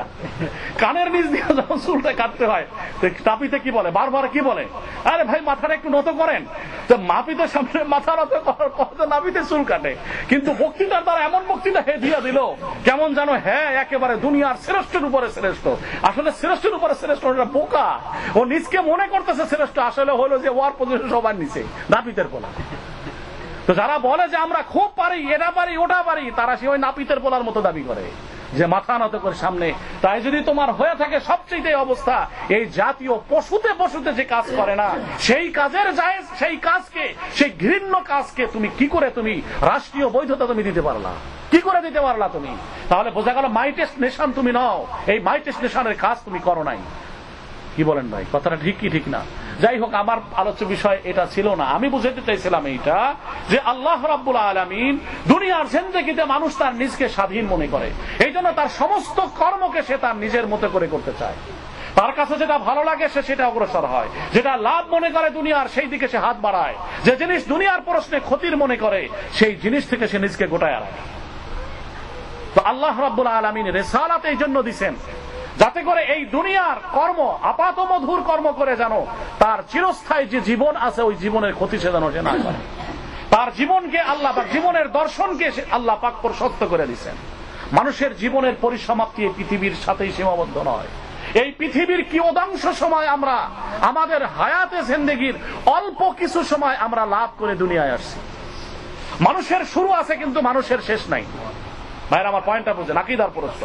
মানুষের শুরু আছে কিন্তু মানুষের কি নাই, শেষ নাই। মানুষের আদি আছে কিন্তু মানুষের অন্ত নাই। আদি কখন? আল্লাহ পাক যখন এই রূহকে সৃষ্টি করছেন তখন আল্লাহ পাক আমার বয়স ওইখান থেকে শুরু হয়েছে। এরপরে আল্লাহ পাক ওই রূহটাকে মাতৃগর্ভে ঢুকায়া পাঠাইছেন, দুনিয়ায় আসছি, ফিজিক্যাল একজন মানুষ হয়ে আমি দুনিয়ায় আসছি, দুনিয়ায় চলছি, ক্যাপাসিটি অর্জন করছি, আল্লাহর দেওয়া ক্যাপাসিটি। আবার এখান থেকে আমি মুভ করে যাব কোথায়? কবরের জিন্দেগিতে যাব, আবার কবর থেকে উঠবো হাসরের ময়দানে। তাহলে অনবরত আমি কি হইতেছি? এক জায়গা থেকে আর এক জায়গায় মুভ করতেছি, শিফট হইতেছি। এই জন্য ইসলামের পরিভাষায় বলে কোন মানুষ যদি ইন্তেকাল করে তখন বলে যে অমুকে ইন্তেকাল করছেন, প্রয়াত হয়েছেন, পরস্থিত হয়েছেন। এই শব্দটা প্রয়োগ ইসলামে ঠিক নয় সাংস্কৃতিক দৃষ্টিভঙ্গিতে। কেন? যে প্রয়াত আর পরস্থিত মানে সে চলে গেছে, রাষ্ট্র না, শেষ। আর ইন্তেকাল শব্দের অর্থ হচ্ছে শিফটিং, শেষ হয়ে যাওয়া না। ভাইরা আমার পয়েন্টটা বুঝছেন? ইন্তেকাল শব্দের অর্থ কি? শিফট করা। জ্যাকসন হাইট ভালো লাগে না, দাম বাসা ভাড়া বেশি, গেছে গা জামাইকা। কি বলেন ভাই? ওখানে বাড়ি আছে, দাম সস্তা, 2-2.5 লাখ টাকা কিনা, আলহামদুলিল্লাহ বাড়ির মালিক হয়ে গেছে গা। এই যে এক স্থান থেকে আর এক স্থানে চলে গেল, এটার নাম হলো আরবিতে ইন্তেকাল। এই জন্য সৌদি আরবে যখনই নামবেন দেখবেন বাসের কোম্পানিতে লেখা আছে হাজী সাহেবদের যে বাসে জেদ্দা থেকে মক্কায় লইয়া যায়, শেরকাতুল ইন্তেকাল, ইন্তেকালের কোম্পানি। ইন্তেকালের কোম্পানি না, ট্রান্সপোর্টেশন কোম্পানি। বুঝেন নাই কথাটা? ইন্তেকালের অর্থখানে কি? শিরকাতুল ইন্তেকাল। শিরকা মানে কোম্পানি, আর ইন্তেকাল মানে বলেন শিফটিং, এক জায়গা থেকে আরেক জায়গা কি হয়ে যাওয়া, স্থানান্তরিত হয়ে যাওয়া। তো দুনিয়া থেকে আমরা যাই কোথায়? কবরের জগতে স্থানান্তরিত আমরা হয়ে যাই। আমার জীবনের পরিসমাপ্তি সেখানে হয় না, আমার জীবনের পরিসমাপ্তি সেখানে হয় না। বিরাট ব্যাপার ভাইয়েরা আমার। এই জন্য বার্থডে পালন করা ভুয়া। কারণ হলো আমার জন্ম হয়েছে সেই কবে, আর আপনি আজকে বার্থডে পালন করেন, এটা তো খামাখা কথা। ওটা তো আমি বারবার বুঝাই থাকি, বার্থডে তো হইতে পারি না। দুনিয়ার যত বোকামি আছে আর ফাজলামি আছে সব বার্থডের ভিতরে, ধোকাবাজি সব বার্থডের ভিতরে। বার্থডে আবার মৌলভী সাহেবের কাছে যখন দোয়া চাইতে যায়, বলে হুজুর দোয়া করেন আমার স্ত্রীর আজকে ডেলিভারি হইব। তো আপনি এই দিন বাচ্চার পালন করলেন বার্থডে, আবার স্ত্রীর আবার ডেলিভারি লেগে দোয়া চাইলেন কি লেগে? তাহলে এটা বার্থডে হলো, এটা কি ডে হইলো? Delivery day. বুঝেন নাই কথাটা? শিশু সন্তান যখন মাতৃগর্ভে অস্তিত্ব লাভ করে, প্রাণ লাভ করে 4 মাস বয়সে, তখন হলো তার আসল বার্থডে। যেদিন মাতৃগর্ভে সন্তান অস্তিত্ব লাভ করে ওদিন হলো তার বার্থডে। আর যেদিন সে দুনিয়ায় আসে এই জীবন তো সে মাতৃগর্ভে লাভ করছে। কি বলেন ভাই? না হলে আল্ট্রাসোনোগ্রাম করে ডাক্তার কি ঘোড়ার ডিম দেখে নাকি? কি বলেন, ডাক্তার কি দেখে? যে তার ভিতর একটা প্রাণ আছে, প্রাণ শক্তি ঠিকভাবে কাজ করছে কিনা, তার হার্টবিট ঠিক মতো চলতেছে কিনা, হাত পা ঠিক মতো সঞ্চালিত হচ্ছে কিনা, এগুলা চেক করে আল্ট্রাসোনোগ্রামের মাধ্যমে তারপরে বলে ইওর বেবি ইজ ওকে। কি বলেন ভাই, ঠিক কিনা? তাহলে রূহ জন্ম এটা লাভ সে আগে মাতৃগর্ভে করছে না দুনিয়ায় এসে লাভ করছে? আগে করছে না? তাহলে দুনিয়ায় যেদিন আসছে এই দিনকে কি বলে? বার্থডে বলে। বার্থডে তো হইলো না, এটা কি হইলো? Delivery day. অর্থাৎ মাতৃগর্ভ থেকে দুনিয়া এসে আসছে কোন দিনে? এই দিনে। বরং এই ডেটাকে বলা যায় ডেলিভারি ডে। তাহলে আমি বলতেছিলাম এইটা যে জীবনের শুরু হলো কোথায়? ওই রূহ যেদিন আল্লাহ সৃষ্টি করছেন সেদিন। আর ওইটাই হলো আমার সূচনা, আমার শেষ নাই, আমি স্থানান্তরিত হইতেছি। পানি থেকে বাতাস, জলীয় বাষ্প হচ্ছে, আবার জলীয় বাষ্প থেকে আবার পানি হয়। কি বলেন ভাই? ফু দিয়ে গ্রাম অঞ্চলে চুলা জ্বালায়, এখন তো গ্যাস হয়ে গেছে, চুঙ্গা আছে দেখছেন, লম্বা চুঙ্গা দিয়ে ফু। তো ফু দিলে আগুন চলে কেন? এটা হলো অক্সিজেন হয়ে ঢুকছে, এই বাতাসটা আগুন হয়ে ঢুকছে, আবার আগুন থেকে কি হইতেছে? বাতাস হইতেছে। এটা ভ্যানিশ হয় না, এটা চেঞ্জ হয়, কিন্তু এটা কি হয় না? ভ্যানিশ হয় না। মানুষের দেহকে আল্লাহ পাক তৈরি করছেন ওই চারটি জিনিস দ্বারা, পানি, মাটি, আগুন, বাতাস। এই চারটি জিনিসের আক্রমণ থেকে যদি মানুষের দেহকে কেউ মৃত্যুর পরে হেফাজত করতে পারে, তাহলে এই দেহটা পচা হওয়ার থেকে বেঁচে যাবে, নষ্ট হবে না। এইসব পয়েন্টটা বুঝছেন? তাহলে এগুলা, এই মৌলিক চারটি জিনিস কোন সময় নষ্ট হয় না, একটা থেকে আরেকটায় রূপান্তরিত হয়, একটা থেকে আরেকটায় কি হয়? রূপান্তরিত হয়। মানুষের রূহের অবস্থাও তাই, সে এক স্থান থেকে আরেক স্থানে যায়, ওই স্থান থেকে কবরে যায়, ওখান থেকে ইল্লিনে যায়, ইল্লিন কিংবা সিজ্জিন, এরপরে ময়দানে মাহশারে যখন তার হিসাব নিকাশ হবে, এরপরে হয় জান্নাত, না হলে জাহান্নাম, না হলে আর হবে তার স্থান হবে। ভাইরা আমার পয়েন্টটা বুঝছেন? তো আমাদের দুনিয়ার জিন্দেগিতে মানুষ মনে করে যে আমরা স্বাধীন পরিপূর্ণভাবে, আর তার জিন্দেগির পরিধি মনে করে শুধুমাত্র এই পৃথিবীকে। কিন্তু আসলে এই পৃথিবী তার চিরস্থায়ী ঠিকানা নয়, তার জীবনের কিয়দাংশ মাত্র সে অবস্থান করে। কতটুকু সময়? অ্যাকর্ডিং টু কোরআন আল্লাহ পাক বলেন যে তারা যদি সেই দিনকে দেখতো, কান্নাহুম ইয়াউমা ইয়ারাউনাহা লাম ইয়ালবাসু ইল্লা আশিয়াতান আও দুহা, যে তারা যদি আখেরাতের দিন দেখতো তাহলে তারা জানতো যে দুনিয়ার 100 বছর হায়াত পেয়ে সকালবেলার কিছুক্ষণ কিংবা বিকালবেলার কিছুক্ষণ সময় তারা পৃথিবীতে অবস্থান করেছিল। আল্লাহু আকবার। আল্লাহ পাক আরো বলেন যে আখিরাতের একটা দিন আলফা সানাতি মিম্মা তাউদ্দুন, দুনিয়ার 1000 বছর পরিমাণ যতখানি সময়, আখিরাতের একটি দিন হচ্ছে তত লম্বা। তাহলে যিনি 100 বছর দুনিয়ায় হায়াত পেলেন, আখিরাতের তুলনায় তিনি একদিন অপেক্ষা তিনি পৃথিবীতে কতদিন হায়াত পেলেন? আখিরাতের একদিনের 10 ভাগের 1 ভাগ সময়, মানে আখিরাতের একদিনের সকালবেলাও তার দুনিয়ার জিন্দেগি না। এই হলো আমার সময়, জিন্দেগির হিসাব নিকাশ। আল্লাহ পাক রিসালাতের আলোর দ্বারা আমাদেরকে কি করছেন? নবুয়তের জ্ঞানের দ্বারা আমাদের জীবন যে অনেক লম্বা, এই বৈষয়িক জিন্দেগির ভিতরে সীমাবদ্ধ নয়, মৃত্যুর পরের অনাবাদী যে জিন্দেগি আছে, এই জিন্দেগির সাফল্যের ব্যবস্থাপনা, সেই জিন্দেগির রূপ, সেই জিন্দেগির সাফল্য, সেই জিন্দেগির অগ্রগতি, সেই জিন্দেগির আকার কি, এগুলা সব আল্লাহ পাক রিসালাতের মাধ্যমে এই মানুষের সামনে তুলে ধরছে, যাতে করে এই সৃষ্টির শ্রেষ্ঠ মানুষ পশু পাখির মতো শুধুমাত্র দুনিয়ার জিন্দেগিকে কেন্দ্র করে তার জীবনকে পরিচালনা না করে। তাহলে 2 নম্বর বিষয় হলো কিসের? রিসালাতের। আর 3 নম্বর হলো মাহাদের। সময় নাই আমার যে ঈশান নামাজ পড়াইতে 10টায় নামাজ। যাই হোক ভাইরা আমার, মাহাদ মানে আখিরাত। আখিরাতকে কেন রাখছেন? যেহেতু দুনিয়ার সমস্ত কর্মের চূড়ান্ত ফল আল্লাহ পাক দিবেন ময়দানে মাহশারে। একথা বোঝার অবকাশ নাই যে গুনাহ করলে আল্লাহ পাক শাস্তি দিব আখিরাতে, আর নেক কাজ করলে আল্লাহ পাক পুরস্কার দিব আখিরাতে। এই জন্য মানুষে বলে যে আরে এই সমস্ত নেক কর্ম এগুলা গুরুত্ব দেয় না, নগদ যা পাও হাত পেতে নাও, বাকির খাতা শূন্য থাক, দূরের বাদ্য শুনে কি লাভ, মাঝখানে যে বেজায় ফাঁক। ওমর খৈয়ামের কবিতা, খুব খুশি এটা বইলা, খুব খুশি। ভাইরা আমার, হযরত শাহ ওয়ালিউল্লাহ মুহাদ্দিসে দেহলভী বলেন, প্রত্যেকটি মানুষ যখনই সে গুনাহ করে তার গুনার শাস্তি গুনাহ করার থেকে শুরু হয়ে যায়। তার গুনার শাস্তি গুনাহ করার সাথে সাথে শুরু হয়ে যায়। কোন মানুষ যদি নেক আমল করে, আল্লাহ পাক তার গুনাহের শাস্তি গুনাহ করার থেকে শুরু হয়। নেক আমল করলে নেক আমলের পুরস্কারের ধারা আল্লাহ পাক তাৎক্ষণিকভাবে শুরু করেন। আল্লাহ পাক পরিপূর্ণভাবে এই দুটো কর্মের পুরস্কার বিনিময় আল্লাহ পাক চূড়ান্তভাবে দিবেন ময়দানে মাহশারে। পয়েন্টটা বুঝছেন? তাহলে নামাজ পড়বো কেন? নামাজ যদি না পড়ি তাহলে আমার শাস্তি দুনিয়ায় হবে, আখেরাতে হবে। তা আখেরাতের ইয়াকিন যদি না থাকে, শাস্তি পাবো, চূড়ান্ত শাস্তি আখেরাতে পাবো, তাহলে কোন ব্যক্তি নামাজ পড়বো? কি বলেন ভাই? তাহলে নেক আমলগুলো কেন করি? যে পুরস্কার আমি পাবো চূড়ান্ত ভাবে, কোথায় পাবো? আখেরাতে পাবো। তা আখেরাতের বিশ্বাস যদি না থাকে, পুরা দিনের এই সমস্ত কার্যক্রমগুলো বৃথা। এই জন্য এই তিনটি বিষয়, এক নম্বর হলো তাওহীদ, রিসালাত, আর 3 নম্বর হলো কি? মাআদ, আখিরাত। এই তিনটি বিষয়কে, এই 5টি বিষয় থেকে বেছে বেছে এই 3টিকে নির্বাচন করা হয়েছে। তাহলে কোরআনের মূল আলোচ্য বিষয় হলো 5টি, আর এই 5টি বিষয় থেকে বেছে বেছে আরো 3টিকে নেওয়া হয়েছে। একটা হলো তাওহীদ, আর একটা হলো রিসালাত, আর একটা হলো কি?